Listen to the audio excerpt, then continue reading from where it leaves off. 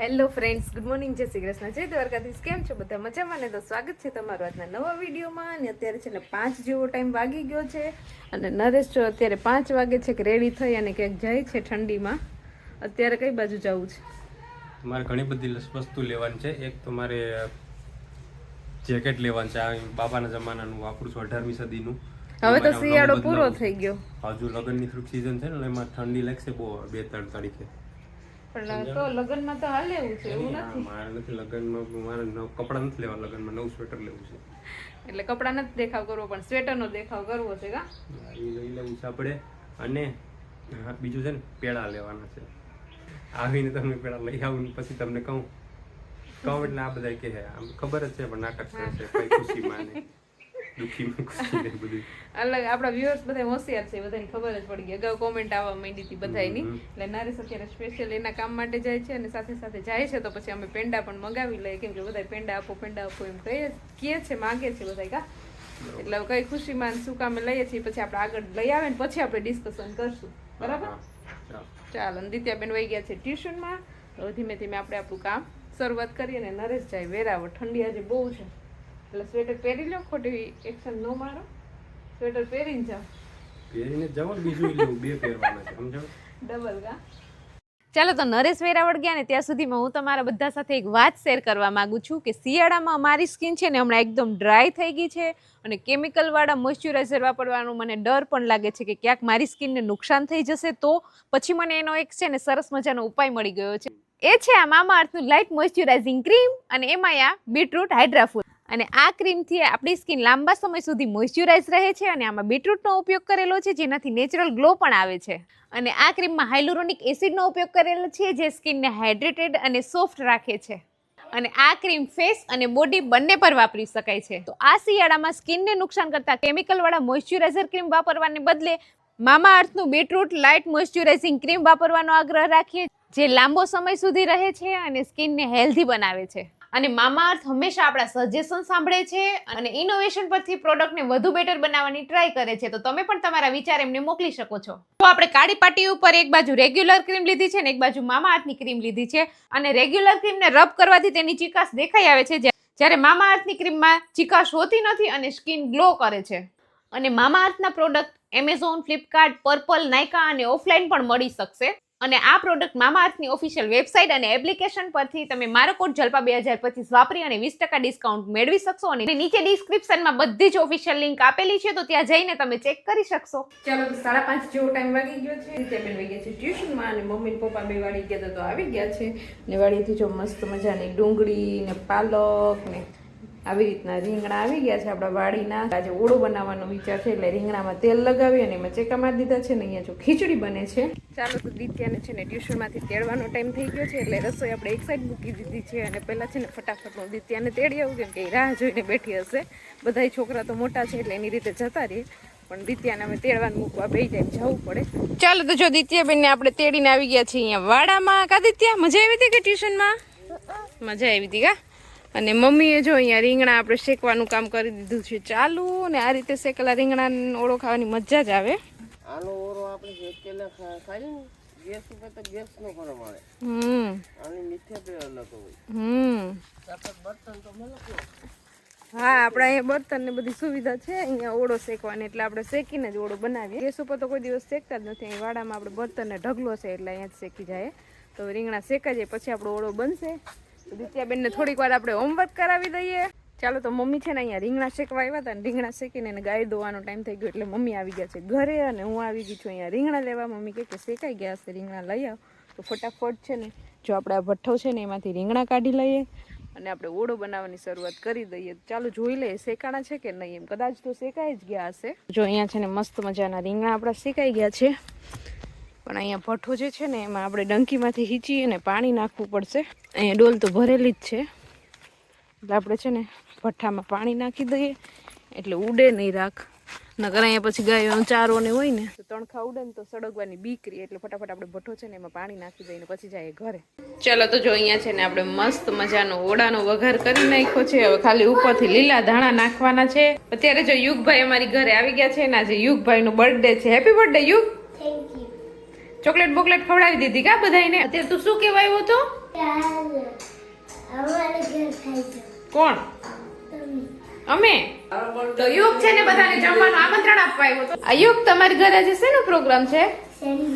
હા, તો યુગની ઘરે સેન્ડવિચ નો પ્રોગ્રામ છે, એનો બર્થડે છે, કેક કટિંગ કરવાનું છે, તો યુગ બધાને આમંત્રણ દેવા આવ્યો છે. કા યુગ? પહોંચી જાશું હો આમ બધાય. ચાલો તો ફાઇનલી નરેશ ક્યારના ગયા હતા વેરાવળ, તો હવે જો આવી ગયા છે ઘરે, અને આવતાની સાથે જ પોતે પોતાનું સ્વેટર, જૂનું સ્વેટર તો દુકાનમાં દઈને આવ્યા હોય એવું લાગે છે, કેમ કે નવું સ્વેટર પહેરીને આવ્યા છે. એની થોડી અડધી કિંમત આવતી હતી તો હું આ રાખી લઈને આપી દે, સમજાણું? એક્સચેન્જમાં આપી દીધું એ જૂનું. હા, તો જો એની કઈક એનું બ્લુ કલર છે ને ફેવરિટ છે, એટલે એની બ્લુ કલર નું સ્વેટર લઈ લીધું. યુગને પણ આવું જ સ્વેટર છે. એટલે જ મેં આવું લીધું. તમારા બે દોસ્તાર ને સેમ સેમ કા? પાક્કો દોસ્તાર છે મારું યુગ. અને એમાં આજે તો એનો બર્થડે છે. આજે એનો યુગનો બર્થડે છે, એટલે તમે છે ને હેપી બર્થડે પણ કહી દેજો. હા, કોમેન્ટમાં હેપી બર્થડે લખી નાખજો. અને છે ને યુગ બધાને જમવાનું કહેવા આવ્યો તો હમણાં. તો હાલો તો હું તો ભાગું છું. યુગ એની ઘરે છે ને આજે સેન્ડવિચ નો પ્રોગ્રામ છે. એ કે તમારે બધાને અમારા ઘરે આવવાનું છે જમવા, એમ કેતો તો. આવવાનું છે કે તમે ગિફ્ટ કઈ લઈ આવ્યા યુગ માટે? હેપી બર્થડે તો કીધું છે મેં. ગિફ્ટ ગૂગલ પે તારો નંબર છે ને, એમાં ગૂગલ પે માં આપી દઈશ 1000 રૂપિયા.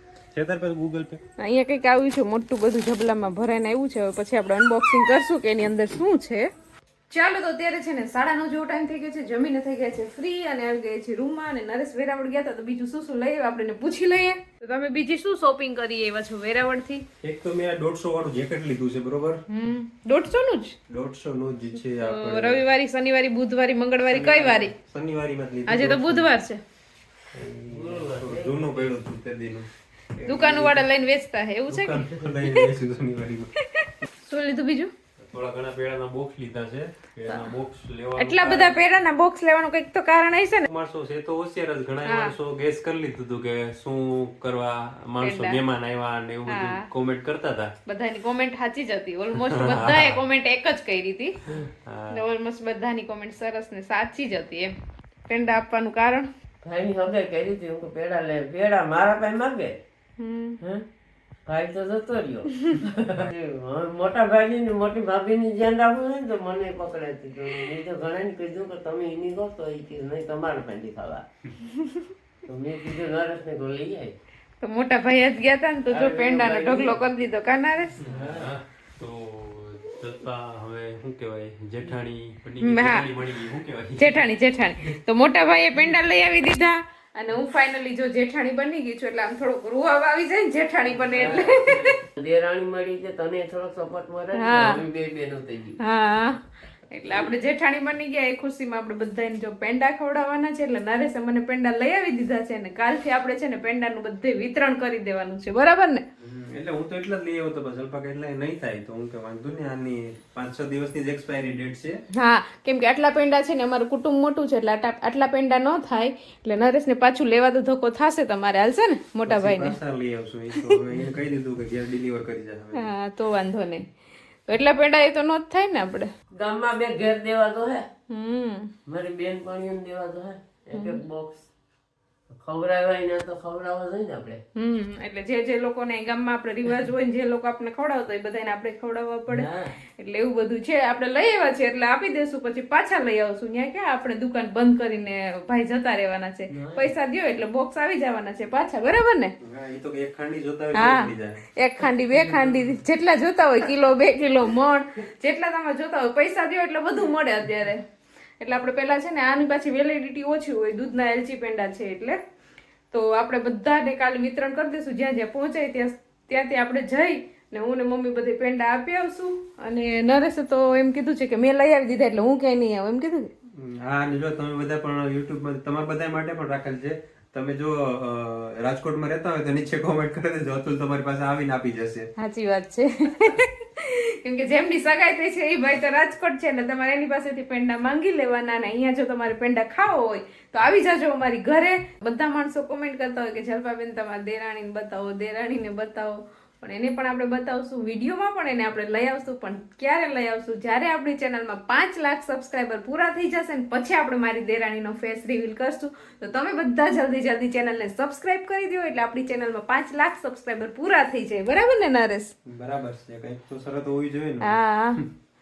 અને આની જ સાથે હું બધાને એક નમ્ર વિનંતી કરવા માંગુ છું કે હું છે ને ચા કે દૂધ કે કંઈ પીતો નથી, ઘરે પણ નથી પીતો, કે કોઈને ઘરે તમારે ઘરે આવું ને કોઈને ઘરે તો ત્યાં પણ તમારે ભાઈ ચા કે દૂધની મને સલાહ ન કરવી. મને છે ને ઓલું છે એનું એલર્જી છે ભાઈ.